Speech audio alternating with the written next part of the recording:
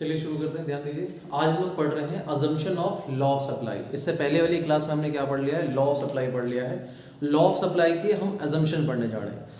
होता क्या है कि जैसे लॉ ऑफ सप्लाई हमसे ये कहता है, लॉ हमसे कहता है कि जब जब हमारी किसी वस्तु की कीमत बढ़ेगी तो प्रोडक्ट की सप्लाई हम बढ़ा देंगे, और जब जब कीमत कम होगी हम सप्लाई को कम कर देंगे। लॉ ऑफ सप्लाई में हमने ये पढ़ा, ये जो लॉ ऑफ सप्लाई हमने इसमें ये पढ़ा कि कीमत और मात्रा में, कीमत और सप्लाई में हमेशा सीधा संबंध होता है। सीधा संबंध का मतलब ये होता है कि जैसे जैसे कीमत बढ़ेगी हम सप्लाई की मात्रा को बढ़ाते चले जाएंगे, और जैसे जैसे कीमत कम हो जाएगी हम सप्लाई की मात्रा को कम कर देंगे।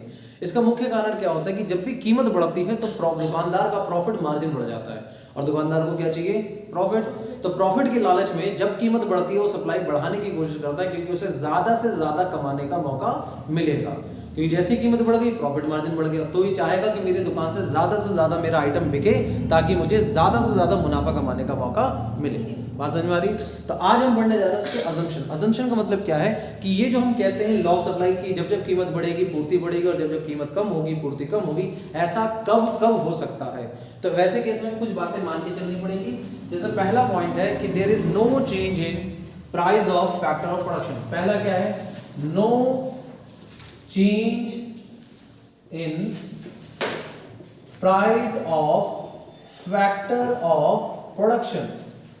फैक्टर ऑफ प्रोडक्शन, इसमें पहला मतलब ये है कि इसमें किसी भी तरीके से फैक्टर ऑफ प्रोडक्शन यानी वस्तु के जो उत्पादन के जो कारक हैं, यानी जो लैंड है, लेबर है, कैपिटल है और इंटरप्रेन्योरशिप है, इन सब की कीमत में कोई बदलाव नहीं होना चाहिए। अगर इन सब की कीमत में कोई बदलाव होता है, अगर इन सब की कीमत में कोई बदलाव होता है तो इसका मतलब ये कि कीमत अगर बढ़ती है, उत्पादन की लागत की अगर कीमत बढ़ जाती है, तो इसका मतलब ये होगा कि प्रॉफिट मार्जिन कहीं ना कहीं कम हो जाएगा। फॉर एग्जांपल, पहले कोई भी आइटम 12 रुपए का बनके तैयार होता था और हम उसको 20 रुपए का बेचते थे, तो इसका मतलब बीच में 8 रुपए का मुनाफा होता था। अगर उत्पादन की लागत बढ़ के 14 रुपए हो जाती है और हम मार्केट में कंपटीशन की वजह से उसकी कीमत को बढ़ा नहीं सकते, तो मेरा प्रॉफिट मार्जिन कितना हो जाएगा? 6। तो एक जो दुकानदार होगा वो हमेशा उसी माल को ज्यादा बेचने की कोशिश करेगा जिस चीज में उसका प्रॉफिट मार्जिन ज्यादा है। अब इसका प्रॉफिट मार्जिन कम हो जाएगा तो क्या करेगा? फिर इस वस्तु को ज्यादा सप्लाई करने की कोशिश नहीं करेगा, अब वो दूसरी वस्तु की ज्यादा सप्लाई करने की कोशिश करेगा जिसमें profit margin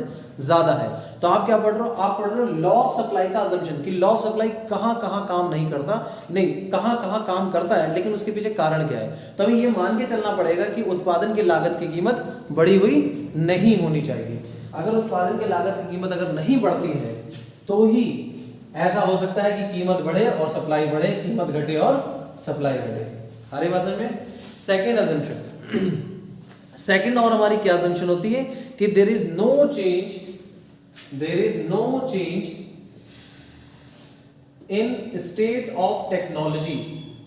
there is no change in state of technology मतलब जो तकनीक का स्तर है, तकनीक का स्तर मतलब आज के टाइम पे हम ना जाने कौन कौन सी टेक्नोलॉजी यूज करते हैं। तो अगर टेक्नोलॉजी का स्तर ना घटे, कई कब कहोगे सर टेक्नोलॉजी घटती थोड़ी है, हमेशा टेक्नोलॉजी बढ़ती रहती। कई बार क्या होता है कि टेक्नोलॉजी बढ़ रही, जैसे फॉर एग्जांपल जैसे मैं आपको इंस्टीट्यूट में पढ़ा रहा था तो वाईफाई का इस्तेमाल हो पा रहा था। अब मुझे किसी कारणवश यहाँ आना पड़ा क्योंकि वहाँ पुलिस वाले परेशान करेंगे, तो यहाँ पे वाईफाई तो है नहीं, तो जाहिर सी बात है प्रोडक्शन की क्वालिटी में थोड़ा सा फर्क आ जाएगा, बिकॉज क्लास टाइम पर रिकॉर्ड नहीं हो पाएगी, वाईफाई की तो उतनी बढ़िया क्वालिटी नहीं मिल पाएगी। तो किसी भी रीजन से टेक्नोलॉजी ये नहीं कि गायब हो जाती है, टेक्नोलॉजी का हम यूज नहीं कर पा रहे, या टेक्नोलॉजी में कोई गिरावट आ गई। अगर टेक्नोलॉजी में कोई गिरावट आ गई तो मैं उस तरह का उत्पादन नहीं दे पाऊंगा। लेकिन यहाँ पे क्या है कि there is no change in state of technology, की टेक्नोलॉजी में कोई बदलाव नहीं आना चाहिए। जैसे अगर ऐसा हुआ कि मान लो प्राइस और ये सप्लाई, पहले किसी चीज की कीमत 20 रुपए थी तो मैं दिन भर में 100 पैकेट बेचने को तैयार था। अब कीमत में कोई बदलाव नहीं हुआ, लेकिन टेक्नोलॉजी में किसी चीज का बदलाव हो गया। टेक्नोलॉजी बदलाव होने के कारण मुझे उसकी सप्लाई को बढ़ाना पड़ गया।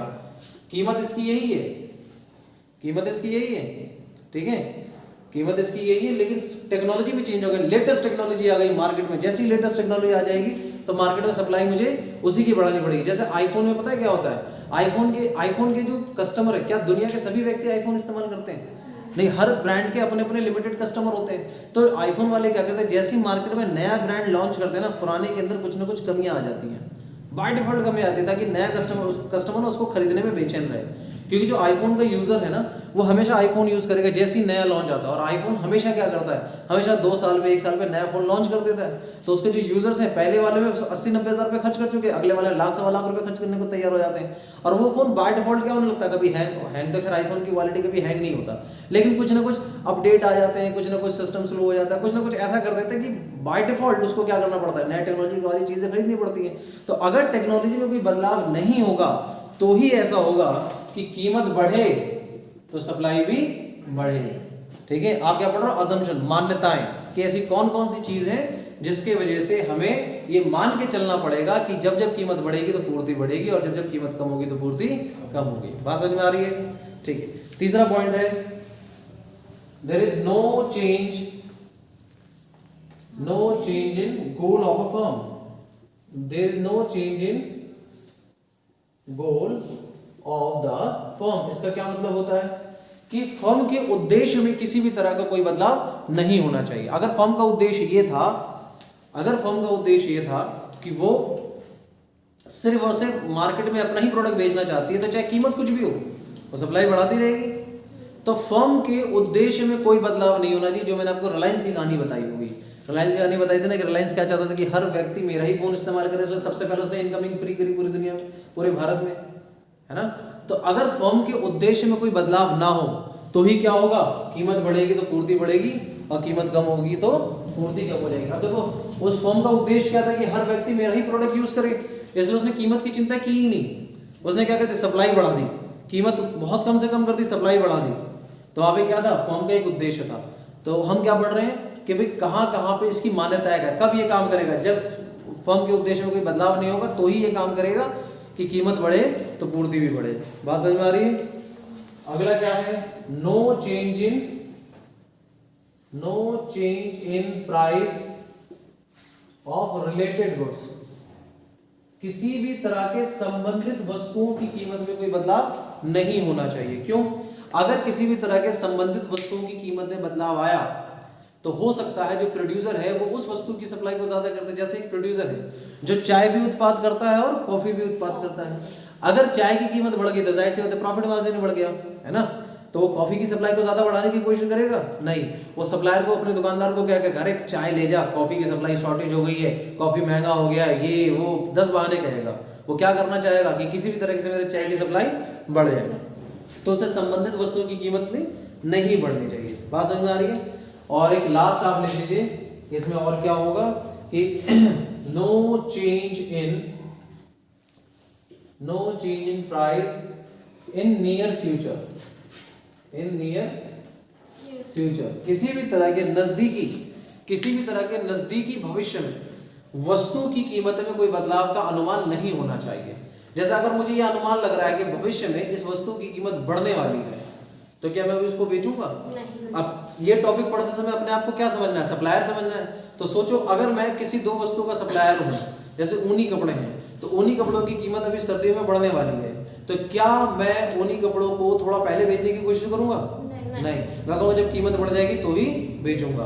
तो मुझे भविष्य में किसी वस्तु की कीमत के बढ़ने का भाव नहीं होना चाहिए। अगर वो भाव है मुझे, या मुझे एहसास है कि भविष्य में इसकी कीमत बढ़ने वाली है, तो क्या लॉ सप्लाई काम करेगा? नहीं। ठीक है, लॉ सप्लाई तभी काम करेगा जब मेरे अंदर भविष्य को लेके कोई भी अनुमान ना हो, या फिर भविष्य में ऐसा हो कि जैसे भी लॉकडाउन लग रहा है, अब आप ऊनी कपड़े नहीं बिकेंगे, है ना, भविष्य का अनुमान लग गया, तो मैं क्या करूंगा, चाहे जो भी कीमत चल रही है ज्यादा से ज्यादा माल बेचने की कोशिश करो ताकि बिके और खत्म हो, है ना। तो भविष्य का किसी भी तरह का अनुमान दिमाग में नहीं होना चाहिए, तभी लॉ ऑफ सप्लाई काम करेगा, वरना नहीं काम करेगा। ठीक है, और लास्ट, ये बिल्कुल लास्ट है, क्या है, no change in government policy.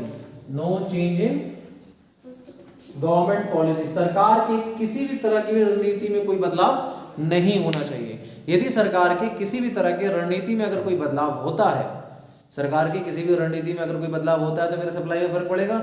मान लो सरकार ने कह दिया कि ये प्रोडक्ट नहीं बिकेंगे 1 तारीख के बाद, जो प्रोडक्ट मैं बेच रहा हूँ 1 तारीख के बाद वो प्रोडक्ट नहीं बिकेंगे, तो 1 तारीख से पहले मैं खूब बेचने की कोशिश करूँ, निकले और खत्म हो जाए। या सरकार ने कह दिया कि 1 तारीख के बाद ये प्रोडक्ट ज्यादा महंगे बिकेंगे, ठीक है, तो मैं, मेरे पास जो भी माल बचा है उसको रोक के रखूंगा ना, अब तो 1 तारीख के बाद ही बेचूंगा ताकि ज्यादा कमाने का मौका मिल जाए।